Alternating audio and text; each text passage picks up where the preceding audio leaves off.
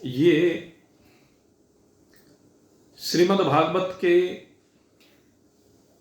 द्वितीय स्कंद के 10वें अध्याय में श्री सुखदेव जी परीक्षित को भागवत के 10 लक्षणों के संदर्भ में बतला रहे हैं। भागवत के जो 10 लक्षण हैं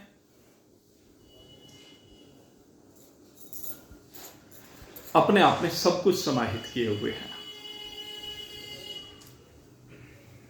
इनसे विलग कुछ भी नहीं है। भगवान श्री हरि नारायण ने इनके संदर्भ में ब्रह्मदेव को उपदेश दिया, ब्रह्मदेव ने नारद मुनि को उपदेश दिया, नारद मुनि ने भगवान वेदव्यास जी को, और भगवान वेदव्यास जी से ये श्री सुखदेव जी ने ग्रहण किया, और श्री सुखदेव जी से इसी उपदेश को परीक्षित जी ने ग्रहण किया। और आइए अब थोड़ी सी चर्चा हम भी इसी के ऊपर करते हैं। सर्वप्रथम जो भागवत के लक्षण हैं उनमें सबसे पहला लक्षण सर्ग है। सर्ग से तात्पर्य है सूक्ष्म सृष्टि की संरचना। किस प्रकार से ईश्वर की प्रेरणा से गुणों में क्षोभ होकर के ये सृष्टि की संरचना हुई। जब भगवान या कोई महान पुरुष इसका वर्णन करते हैं तो ये सर्ग कहलाता है। ये सृष्टि निर्माण की प्रक्रिया, और इसको अलग अलग ग्रंथों में अलग अलग स्थानों पर अलग अलग प्रकार से हमारे सामने रखा गया है। क्योंकि जब सृष्टि की संरचना प्रारंभ में ब्रह्मदेव के माध्यम से हुई तो वो अनेक चरणों में हुई। वैसे तो कहा जाता है वेदांत में कि सारी सृष्टि का कोई क्रम नहीं, ये परमात्मा से एकदम उदय हो गई, एकदम अवतरित हो गई। कैसे? जैसे आप से स्वप्न में सारे पदार्थ एकदम उत्पन्न हो जाते हैं। स्वप्न का प्रत्येक पदार्थ क्या क्रम से उत्पन्न होता है? स्वप्न का आकाश, स्वप्न के तारे, स्वप्न के सूर्य चंद्रमा, सब कुछ एक साथ ही उत्पन्न हो जाता है। स्वप्न में जितने भी संबंधी हैं, परिजन हैं, समाज के लोग हैं, नदी नाले पेड़ पर्वत, जो भी कुछ है वो सबका सब एक साथ ही प्रकट हो जाता है। इसी प्रकार से परमात्मा में ये सारा का सारा जगत एक साथ ही प्रकट होता है। लेकिन फिर भी जब किसी जिज्ञासु को समझाया जाता है, जब हम साकार रूप में गुणों के आधार पर इसका निरूपण करते हैं, तो इसकी एक प्रक्रिया हमारे सामने रखी जाती है। और ये जो प्रक्रिया है ये भिन्न भिन्न ग्रंथों में भिन्न भिन्न स्थानों पर भिन्न भिन्न है। इसमें भिन्नता इसीलिए है कि महान पुरुषों ने जिसने जैसा अनुभूत किया उसने उसी तरह से अपने प्रक्रिया को हमारे सामने रख दिया। यद्यपि प्रक्रिया एक ही है, लेकिन किसी ने इस प्रक्रिया को ब्रह्म से प्रारंभ किया, किसी ने प्रकृति से प्रारंभ किया, किसी ने गुणों से प्रारंभ किया, किसी ने अहंकार से प्रारंभ किया, किसी ने महतत्व से प्रारंभ किया, और किसी ने पंचभूतों से, किसी ने तन्मात्राओं से। अलग अलग जगह पर अलग अलग तरीके से इस प्रक्रिया को रखने का प्रयास उपनिषदों में भी और अन्य ग्रंथों में भी किया गया है। तो यहां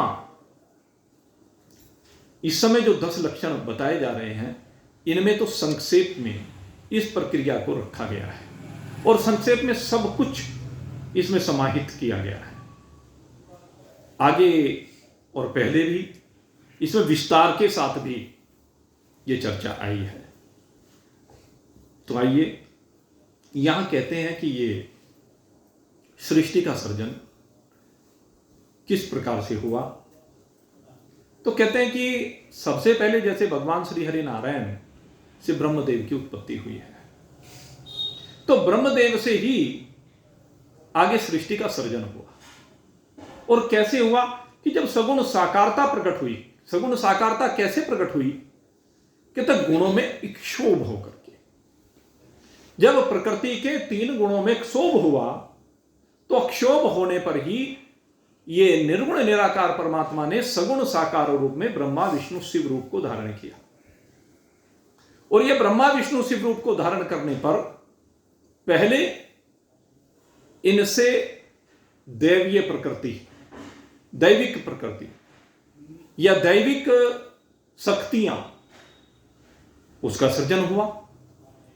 और दैविक सृजन में जैसे भगवान श्री हरि नारायण हैं, उनसे देवता आदि का अभ्युदय हुआ सूक्ष्म रूप में।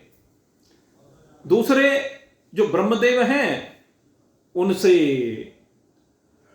प्रजापतियों का अभ्युदय हुआ। और जो भगवान शंकर हैं, उनसे जो संहारक शक्तियां हैं, भूत प्रेत पिशाच आदि जो उनके गण कहे जाते हैं, कहते उन शक्तियों का अभ्युदय हुआ। वस्तुतः सर्ग के अंतर्गत जो हम चर्चा करते हैं, कहते हैं सबसे पहले गुणों का प्रकटन। गुणों में विकार होने पर महतत्व, और महतत्व से 3 प्रकार का अहंकार उत्पन्न होता है। एक वैकारिक अहंकार, एक राजस अहंकार, एक तामस अहंकार। और इस 3 प्रकार के अहंकार से ही आगे भूत सृष्टि का सृजन होता है। किस प्रकार से होता है? कहते हैं जो सतोगुणी सृष्टि है, सतोगुण से उत्पन्न परमात्मा ईश्वर इस तमोगुण को माध्यम बना करके, इस तमोगुण को अपना रॉ मटेरियल बना करके एक एक चीज का सृजन करता है। और इसके द्वारा सबसे पहले आकाश आदि 5 महाभूतों का प्रादुर्भाव होता है। आकाश आदि जो 5 महाभूत हैं, आकाश, वायु, अग्नि, जल और पृथ्वी, ये 5 महाभूतों का जो अवतरण है इस तामस अहंकार से, ये सर्ग के अंतर्गत इसकी चर्चा होती है। ये क्या है? तामस अहंकार का रूपांतरण है। पहले जो साम्यावस्था को प्राप्त मूल प्रकृति है, उस मूल प्रकृति का रूपांतरण हुआ तो महतत्व प्रकट हुआ। महतत्व का रूपांतरण हुआ तो अहंकार प्रकट हुआ। और अहंकार का रूपांतरण हुआ तो दैविक शक्तियों के साथ साथ जैविक सृष्टि और इसके साथ ये जड़ सृष्टि। और इस जड़ सृष्टि में पंचभूत तामस अहंकार के विकार से प्राप्त हुए, तामस अहंकार के रूपांतरण से प्राप्त हुए। आकाश, वायु, अग्नि, जल और पृथ्वी, ये पंचभूतों का सृजन तामस अहंकार से होता है। और इस तामस अहंकार से जो 5 महाभूतों का सृजन हुआ, इन 5 महाभूतों के साथ साथ इनकी 5 तन्मात्राएं भी प्रकट हुई। कहीं कहीं पर जब सृष्टि का या कह लीजिए इन पंचभूतों का जो सृजन दिखाया गया है, वो तन मात्राओं से दिखाया गया है। यहां तो भूतों से पंच विषयों का सृजन या पंच तन्मात्राएं और पंच विषय दोनों एक ही हैं। तो भूतों से पंच तन्मात्राओं का यहां पर सृजन दिखाया है, या कह लीजिए भूतों के साथ ही, क्योंकि वो एक रूप होकर के रहते हैं। शब्द आकाश के साथ एक रूप हो रहता है, स्पर्श वायु के साथ एक रूप होकर रहता है, तेज अग्नि के साथ एक रूप होकर रहता है, रस जल के साथ एक रूप होकर रहता है, गंध पृथ्वी के साथ एक रूप होकर के रहती है। कैसे? जैसे पुष्प और उसकी गंध दोनों एक ही हैं, जैसे चंदा और उसकी चांदनी दोनों एक ही हैं, जैसे नदी और उसकी धार दोनों एक ही हैं।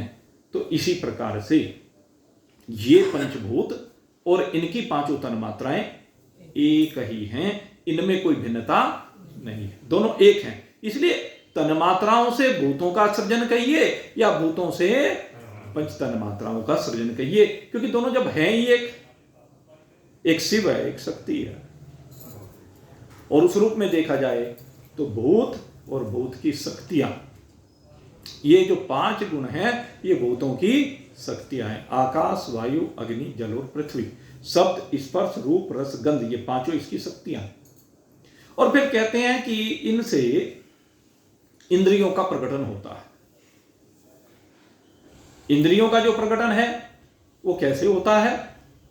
कहते हैं पहले 5 भूतों से 5 ज्ञान इंद्रियों का सृजन होता है। जो भूतों के अंदर सात्विक अंश हैं, उस सात्विक अंश से 5 ज्ञान इंद्रियों का सृजन होता है।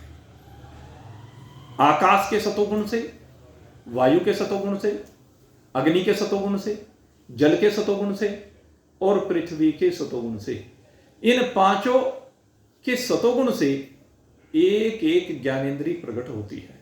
क्रमशः आकाश के सतोगुण से कान प्रकट होते हैं, वायु के सतोगुण से त्वचा प्रकट होती है, अग्नि के सतोगुण से आंखें प्रकट होती हैं, जल के सतोगुण से रस प्रकट होता है और पृथ्वी के सतोगुण से गंध प्रकट होती है। इस प्रकार से पंच भूतों के सात्विक गुणों से 5 ज्ञानेंद्रियों का प्रकटन हो जाता है।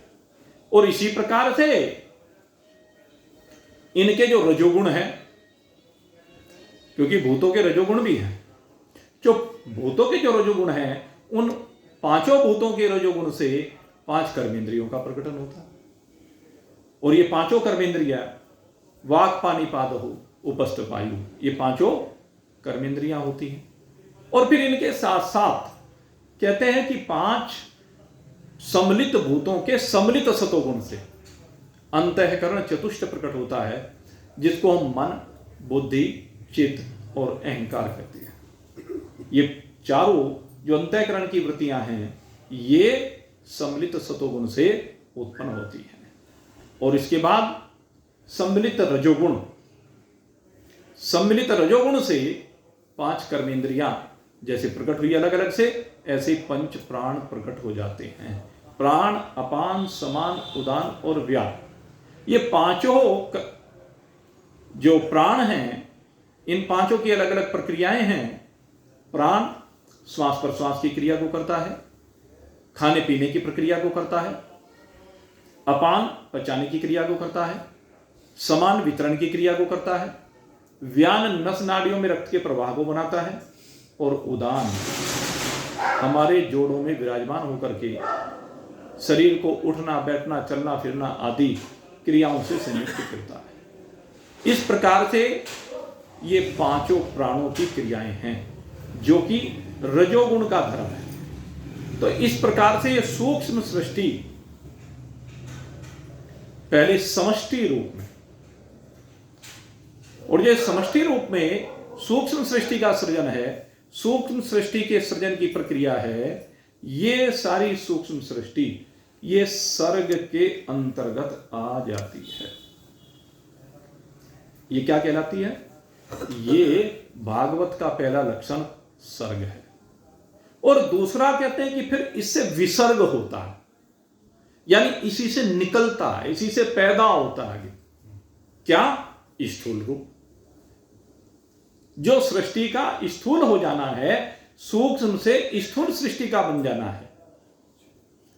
ये पहले भूत भी सूक्ष्म है, सूक्ष्म से स्थूल होते हैं, और ये ईश्वर की इच्छा से होते हैं, ईश्वर की प्रेरणा से होते हैं, और ये तमोगुण से आगे स्थूल होते हैं, क्योंकि तमोगुण भी है, तमोगुण से स्थूलता होती है।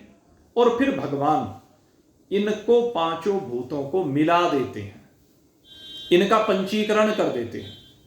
पांचों भूतों का जो मिलाना है, पांचों भूतों को मिलाकर के जो पंचीकरण की प्रक्रिया है, उसके द्वारा फिर ये संपूर्ण सृष्टि का सृजन है विराट रूप में। कितनी विराट है ये सृष्टि आप देखें, सर्वत्र स्थूलता से संयुक्त है। कितने प्रकार के शरीर यहां पर बने हैं, कहते 84 लाख प्रकार के शरीर यहां पर निर्मित होते हैं। 84 लाख प्रकार के शरीरों में एक एक प्रकार के शरीर में कितने प्रकार के शरीर हैं, कोई गिनती है क्या? अगर हम मनुष्य शरीर की ही केवल बात करें, एक अकेले मनुष्य शरीर की बात करें तो कितने प्राणी हैं? 7-8 अरब प्राणी हो गए।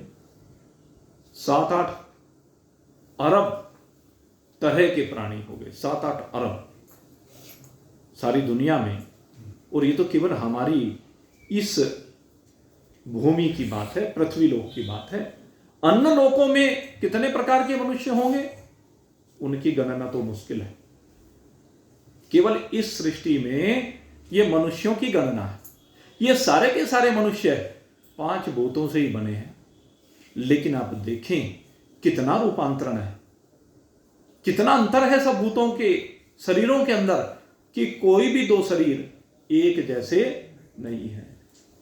हर शरीर भिन्न प्रकार का है। पूरा शरीर क्या अंगूठा है सबका अलग, सबका अंगूठा अलग, सबकी अंगुलियां अलग, सबका मस्तक अलग, सबका चेहरा अलग, सिर के बाल तक सबके अलग अलग। आप देखें सबका एक डीएनए होता है वो अलग। हर चीज यानी भगवान ने भिन्न प्रकार की बनाई। और इसमें कारण क्या है? तीनों गुणों का मिश्रण, पंचभूतों का मिश्रण। ये जो 5 भूत हैं इनकी परसेंटेज सब में भिन्न भिन्न है। और भिन्न भिन्न परसेंटेज होने से ये भिन्न भिन्न स्वरूपों वाले हो जाते हैं, रूपों वाले हो जाते हैं। वास्तविक स्वरूप तो सबका एक ही है। और वो वास्तविक स्वरूप क्या है?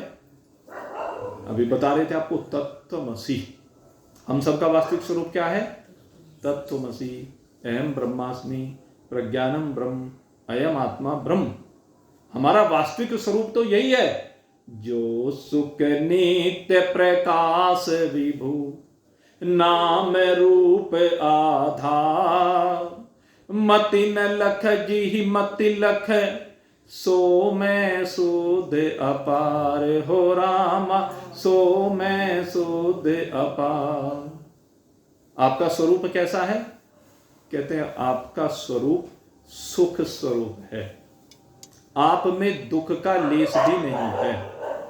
जब ये बात की जाती है कि आप में दुख का लेस भी नहीं है, तो ये आत्मा को लेकर के बात की जाती है। ये अंतःकरण को, चिदाभास को लेकर के बात नहीं की जाती। अंतःकरण और चिदाभास तो निरंतर अनुकूलता और प्रतिकूलता की लहरों में डूबते और उबरते रहने के कारण से सुख और दुख का एहसास करता रहता है। लेकिन ये आत्मा सुख और दुख दोनों की सीमा से बाहर है। इसलिए इसका जो सुख है उसको हमने आनंद नाम दिया। और ये आनंद सदा एक रस है। इस आनंद में कहीं भी भेद नहीं है। जितने भी प्रकार के 84 लाख योनियों में प्राणी हैं, आनंद स्वरूपता तो सबकी एक ही है। स्थूल स्वरूपता तो भिन्न है, स्थूल रूपता अलग अलग है सबकी। सबका बोलने का ढंग अलग, सबका देखने का ढंग अलग, सबका चलने का ढंग अलग, सबका काम करने का ढंग अलग। हर प्राणी यहां पर जो 84 लाख योनियों में हैं, सबके ढंग अलग हैं। लेकिन आनंद कहते हैं वो सबका एक ही है। आनंद में कहीं भी कोई भी किसी के भी कोई अंतर नहीं है। तो सबसे पहला लक्षण अपने स्वरूप का क्या है? आनंद है। दूसरे कहा कि आपका दूसरा लक्षण क्या है? कहते हैं नित्य अनित्य हैं। आपका स्वरूप लक्षण है ये। नित्य क्या होता है? नित्य वह होता है जो काल की सीमा से परे होता है। जो भूतकाल में तो था, आज नहीं है, तो वो अनित्य हो गया। जो आज है और कल नहीं रहेगा, वो भी अनित्य है। तो अगर शरीरों की हम बात करें तो शरीर तो ऐसे ही है। पहले न जाने कितने शरीर यहां पर आकर के चले गए, आज नहीं है, तो वे अनित्य थे इसलिए चले गए। आज न जाने कितने प्रकार के शरीर हैं। जितने भी मनुष्य इस समय इस लोक में हैं, वे भी कुछ समय के बाद यहां पर रहने वाले नहीं है, इसलिए ये भी अनित्य कहे गए। और जितने यहां पर जगत में पदार्थ हैं, आप चिंतन करें, जैसे आपके वस्त्र हैं, न जाने अब से पहले कितने प्रकार के वस्त्र आपने पहने और पहन करके वो पुराने होकर के फट करके कहां चले गए? काल के गर्त में चले गए। सब काल के गर्त में चले गए। और आगे जो इस समय आप पहन रहे हैं, जो भी आपके पास है, वो भी कुछ समय के बाद चले जाएंगे। कौन से? काल के गर्त। सब काल के गर्त में चले जाने वाले हैं, इसलिए ये सब क्या है? अनित्य है। ये सारे वस्त्र अनित्य हैं। लेकिन जो परमात्मा है वो पहले भी वही है, आज भी वही है और आगे भी वही है। परमात्मा में कभी भी परिवर्तन नहीं होता। कालों के बनने से पहले भी परमात्मा ज्यों का त्यों है, इस समय भी वही परमात्मा है। और आगे जब काल की निवृत्ति हो जाएगी, जब सृष्टि प्रलय को प्राप्त हो जाएगी, तो प्रलय के बाद भी एक ही परमात्मा रह जाने वाला है। तो ये परमात्मा नित्य है। और दूसरे कहा सबका प्रकाशक है, अर्थात सबको अस्तित्व दे करके, सबको जो ये एक रूप दिया है जिसके कारण से सबकी एक पहचान है, तो सबको प्रकाशित कर रहा है, सबको अस्तित्व प्रदान कर रहा है। ये प्रकाशक है परमात्मा। और कहा विभु है। विभु माने व्यापक है। व्यापक का अर्थ है कि कोई भी ऐसा स्थान नहीं है जहां पर ये ना हो। और जहां तक बात करें पृथ्वी की, आकाश की, आकाश में अन्य ग्रहों की, अनंत कोटि ब्रह्मांडों की, तो कहते हैं परमात्मा इतना व्यापक है कि इन सब में तो है ही, इन सब के बाहर भी वही है। ये सब उसमें आरोपित हैं, ये सब उसमें प्रतीत होते हैं, ये सब उसमें कुछ समय के लिए रहते हैं। तो ये जो परमात्मा है ये व्यापक है, बाहर भीतर, ऊपर नीचे, दाएं बाएं, ये सब उसमें है ही नहीं। ये सब परमात्मा में कल्पित हैं, आरोपित हैं, स्वप्नवत हैं। तो जो सुख नित्य प्रकाश विभु, आगे का नाम रूप आधा, कहते जगत में जितने भी नाम हैं, हम सबके नाम भिन्न प्रकार के हैं। भिन्नता है सबके नामों में। किसी क्षेत्र में कैसे नाम रखे जाते हैं, किसी क्षेत्र में कैसे नाम रखे जाते हैं। जैसे हम चीनियों के नाम सुने, जापानियों के नाम सुने, कोरियन के नाम सुने, इनके बर्मा वालों के नाम सुने, तो इनके नाम अलग तरह के होते हैं। हमें लगता है ये क्या रख रहे हैं, ऐसे ही उनको हमारे नाम लगते हैं कि ये क्या रख रहे हैं। जैसे हमें अंग्रेजों के नाम लगते हैं ये क्या रख रहे हैं, ऐसे उनको हमारे नाम लगते हैं कि ये क्या रख रहे हैं। ये सबके अपनी भाषा से संबंध रखने वाले हैं, सबके अपने भावों से संबंध रखने वाले हैं। कुछ अक्षेत्र से संबंध रखते हैं, कुछ संस्कृति से संबंध रखते हैं, कुछ परंपरा से संबंध रखते हैं, कुछ मर्यादाओं से संबंध रखते हैं। तो ये सब के सब भिन्न है। लेकिन कहते हैं जितने भी हैं भाई, नाम रूपात्मक जो भी कुछ इस जगत में है, चाहे जीव हो चाहे जड़ पदार्थ हो, जड़ चेतन जग जीव जत, कहता है चाहे वह जड़ रूप में हो चाहे चैतन्य रूप में हो, जो भी कुछ है सकल राममय जान।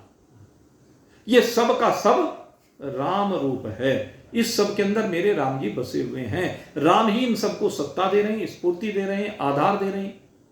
राम ही इन सब का अधिष्ठान है। तो इन सब के बनने का कारण एक राम जी हैं। नाम रूप आधार मति न लख जी। मति जिसको नहीं जान सकती, क्यों? वहां तक आते आते मति लय हो जाती, आते आते लय हो जाते, उस तक आते आते सब लय हो जाते हैं। इनकी पहुंच वहां तक नहीं है। ये बुद्धि से परे अवांग मनस गोचर है। ये वाणी मन और इंद्रियों की पहुंच से बहुत परे है। परमात्मा तक ये नहीं पहुंच सकती। क्यों? क्योंकि ये परमात्मा से निर्मित हुई हैं। ये परमात्मा को नहीं जानती, बल्कि परमात्मा इनको बनाने वाला है, इनको जानने वाला है। परमात्मा इनका आधार अधिष्ठान है, इसलिए वहां तक ये सब ले। मति न लख जी, मति लख सो में शुद्ध अपार। तो आपका जो वास्तविक स्वरूप है वो क्या है? शुद्ध है। आपके अंदर कोई विकार नहीं है, आप बिल्कुल निर्मल हैं। आपके अंदर सतोगुण, रजोगुण, तमोगुण के जितने भी विकार हैं वो प्रवेश नहीं कर सकते हैं। आप बिल्कुल निर्विकार हैं। तो आप निर्मल है, शुद्ध है और अपार हैं। अर्थात आपका पार इन इंद्रियों के माध्यम से, इन अंतःकरण के माध्यम से, इन प्राणों के माध्यम से, इन शरीर के माध्यम से कोई भी पार नहीं पा सकता है। तो इस प्रकार से मेरे मित्रों, ये आपका स्वरूप है। और जहां तक बात करें भाई पंचभूतों के विकार के स्वरूप की, तो पंचभूतों का विकार आप रोज देखते ही हैं। पंचभूतों का विकार ये शरीर भी है और ये जगत भी है। पंचभूतों का रूप ये शरीर भी है और ये जगत के पदार्थ भी हैं। नाम रूपात्मक ही सारा संसार है। नाम रूपात्मक ही ये सारा जगत है। सारे जगत में नाम और रूप के अतिरिक्त और कुछ भी नहीं है। नाम रूप मिथ्या जग सारा। लेकिन क्या समझना है? ये नाम रूपात्मक जो जगत है ये सारे का सारा मिथ्या है। इसमें सत्य केवल एक परमात्मा है। तो ये जो नाम रूपात्मक जगत बनता है परमात्मा से, ये पांचों भूतों का पंचीकरण होकर के बनता है। पांच भूत जब मिलाए जाते हैं, उन पांच भूतों के मिलने पर ये सृजन होता है पंचभूतात्मक जगत का। लेकिन कहा पंचभूतात्मकम विश्वम मरीचि जल सन्निभम। ये पांच भूतों से बना हुआ जगत कैसा है? मर्ग मरीचिका के जल की भांति है, रेगिस्तान के जल की भांति है, जो बिना हुए प्रतीत होता है। इसलिए इसको विसर्ग कहा गया। विसर्ग का मतलब इसको त्याग करने के लिए कहा गया। ये सर्ग से विसर्ग को प्राप्त हुआ। सर्ग से नाम रूपात्मक जो प्रकटन है, त्याग है सर्ग से विसर्ग का, कहते हैं ये आपके लिए भी त्याज्य है। अर्थात मन से त्याज्य है। अर्थात इसमें अनासक्त रहना है, इससे चिपकना नहीं है, क्योंकि ये आपकी वास्तविकता नहीं है। आप इस पंचभूतात्मक जगत से भिन्न हैं। तो मेरे मित्रों, इस बात को समझ लीजिए कि हमारा अटैचमेंट इस पंचभूतात्मक जगत से नहीं, अपितु परमात्मा से होना चाहिए। अगर आपका अटैचमेंट परमात्मा से है तब तो ठीक है, और जगत से है तो मृत्यु से मृत्यु को प्राप्त होते रहेंगे। पुनरपि जन्मम पुनरपि मरणम। बार बार जन्म होगा, बार बार मरण होगा, और बार बार माता के गर्भ में जाना पड़ेगा। पुनरपि जन्मम पुनरपि मरणम पुनरपि जननी जठरी शयनम। माता के गर्भ में जाकर के वहां पर आपको रहना पड़ेगा।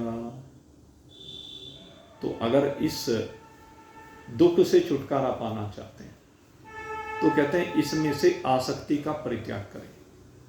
ये पंचभूतों के जो पांच गुण हैं, इनमें जो आसक्ति है उसका परित्याग करें, क्योंकि ये पंचभूतों के पंच गुण ही समस्त विकारों की जड़ हैं और आप अपनी निर्विकारता में रहने का प्रयास करें, इस विकारिता से बाहर निकलें। पंचभूतों की विकारिता से बाहर निकल करके आप निर्विकारिता में आए। निर्विकारता क्या है? कि मैं शुद्ध सच्चिदानंद घन ब्रह्म हूं, ये निर्विकारिता है। और विकारिता क्या है? मैं शरीर हूं, मैं ब्राह्मण हूं, मैं क्षत्रिय हूं, मैं वैश्य हूं, मैं शूद्र हूं, मैं जन्मने वाला हूं, मैं मरने वाला हूं।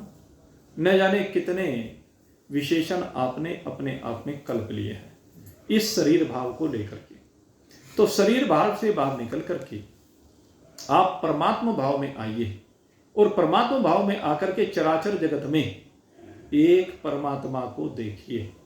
चराचर जगत के प्राणियों से प्रेम कीजिए।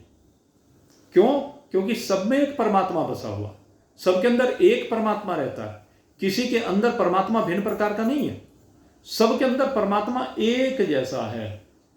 लेकिन अंतःकरणों की भिन्नता के कारण से सबकी प्रकृति भिन्न प्रकार की हो जाती है। इसलिए इस तत्व को समझिए कि ये जो भिन्न प्रकृति है, ये प्रकृति किसकी है? ये आपकी नहीं, गुणों की है। प्रकृति का खेल गुणों से हो रहा है। सतोगुण, रजोगुण, तमोगुण, इन तीनों के कारण ये खेल हो रहा है। इसलिए मेरे मित्रों, इस खेल को समझिए और इस खेल को समझ करके अपने स्वरूप में आकर के मगन हो जाइए, आनंद को प्राप्त कीजिए। तो दो बातें हुई, एक सर्ग हुआ, एक विसर्ग हुआ।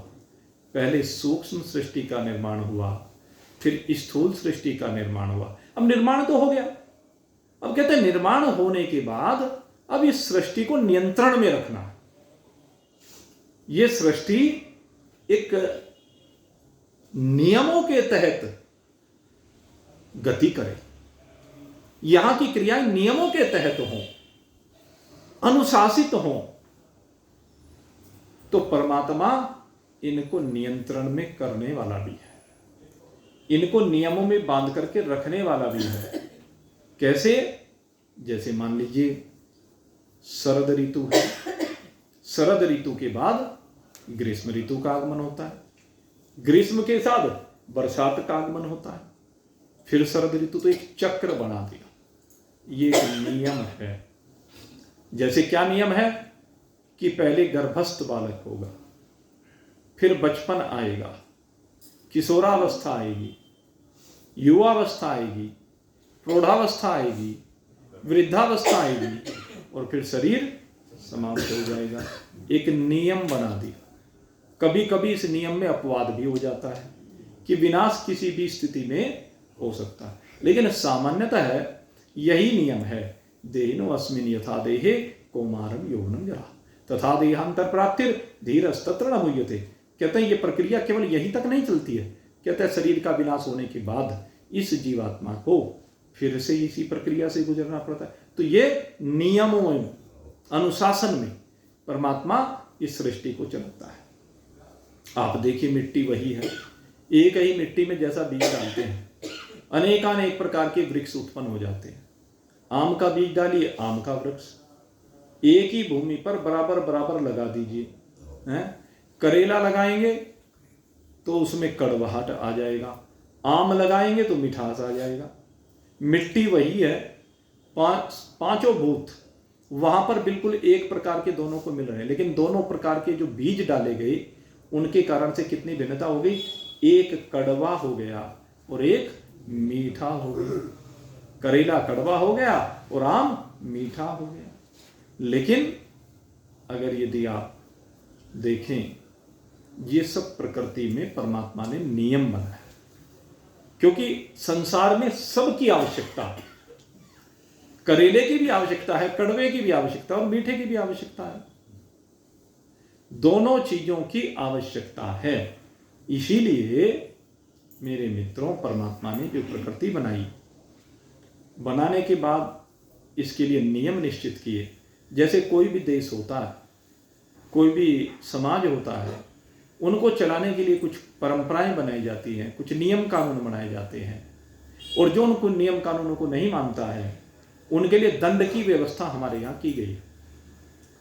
हमारे जो भी नियम को तोड़े तो पुलिस पकड़ के ले जाए, और पुलिस पकड़ करके ले जाए तो फिर मुकदमा चले, और मुकदमे के बाद जज साहब फैसला करते हैं। तो ये क्या है, वो देश के कानून के आधार पर फैसला करते हैं, और वो निर्णय फिर कोई बदल नहीं सकता। जैसे राम जी का मंदिर आज कैसे बन रहा है, अदालत से पास होकर के बन रहा है, इसलिए अब कोई उसमें व्यवधान डालने का अधिकारी नहीं रह गया है। तो इसी प्रकार से जो नियम कानून बनाए गए, उन नियम कानूनों का पालन हमें सबको करना चाहिए। जहाँ पर जो भी परंपराएं बनाई गई, उन मर्यादाओं का हमें पालन करना चाहिए, उन परंपराओं को मानना चाहिए। ये इस सृष्टि को हमें जो परमात्मा ने विधान किया है, जो चलाने का विधान किया, उसके अनुसार हमें प्रकृति की दिशा में ही बहना चाहिए, प्रकृति के विपरीत नहीं बहना चाहिए। प्रकृति के विपरीत बहने से अवरोध उत्पन्न होता है। नदी की धारा के विपरीत अगर यदि आप बहेंगे तो अवरोध उत्पन्न होगा, और उससे जीवन में संघर्ष करना पड़ेगा। और अगर यदि नदी की धारा के साथ साथ आगे बढ़ेंगे तो प्रकृति हमें सहयोग करेगी, सीधी सी बात। तो नियमों में बहने वाले व्यक्ति को, यानी नियमों को मानने वाले व्यक्ति को सब सहयोग करते हैं, सबके साथ उसका प्रेम बनता है। यही जगत का आधार है। इस सृष्टि में कितने दिन के लिए हमें शरीर मिला है, आप चिंतन करके देखें। जितने दिन के लिए भी हमें शरीर मिला है, हम इस शरीर को पाकर के सबके साथ प्रेम के साथ रहें। कितना छोटा सा जीवन है, कैसे रोज पल पल क्षण क्षण बीतता जा रहा है। अंजलि के पानी सम जीवन तेरा बीते घड़ी घड़ी। मौत सिरहाने खड़ी है, पल पल गिनती है, एक एक घड़ी गिन रही है, और वो इंतजार कर रही है कि कब इसकी घड़ियां समाप्त हों, कब इसकी श्वासें समाप्त हों, और श्वासें समाप्त होकर के मैं इसको अपना भोजन बनाऊं। तो मौत तो सामने खड़ी हुई है, प्रतीक्षा कर रही है, मौत तो सामने खड़ी हुई। तो हमें उस मौत से अगर बचना है तो परमात्मा का सदा स्मरण करते रहना चाहिए। परमात्मा का जब निरंतर हम स्मरण करते रहेंगे तो मेरे मित्रों, हमारे तार जब परमात्मा से जुड़े रहेंगे तो जीवन में आनंद रहेगा। आनंद के लिए ही हम सब काम करते हैं। इसलिए नियमों के अंतर्गत चलिए और आनंद के साथ अपने जीवन को व्यतीत कीजिए, और फिर देखिए कितना आनंद आता है जीवन में। आप सब अपने जीवन को सुखमय बनाओ, और सुखमय बनाने के लिए एक दिशा देनी होती है। आप सब सत्संग से उसी दिशा को प्राप्त कर रहे हैं। हमारा प्रयास निरंतर यही रहता है कि आप सही दिशा में चलें, आप आनंद की ओर चलें, आप परमात्मा की ओर चलें, आप अमरता की ओर चलें। निरंतर हम यही प्रयास करते हैं। तो साथ साथ मिलकर के सहगच्छ हम साथ साथ चलें और साथ साथ आनंद से संयुक्त जीवन को जिएं। आप सबके लिए बहुत बहुत शुभकामना करते हुए आज के सत्संग को अब मैं यहीं पर विश्राम दे रहा हूँ। बोलिए सच्चिदानंद भगवान की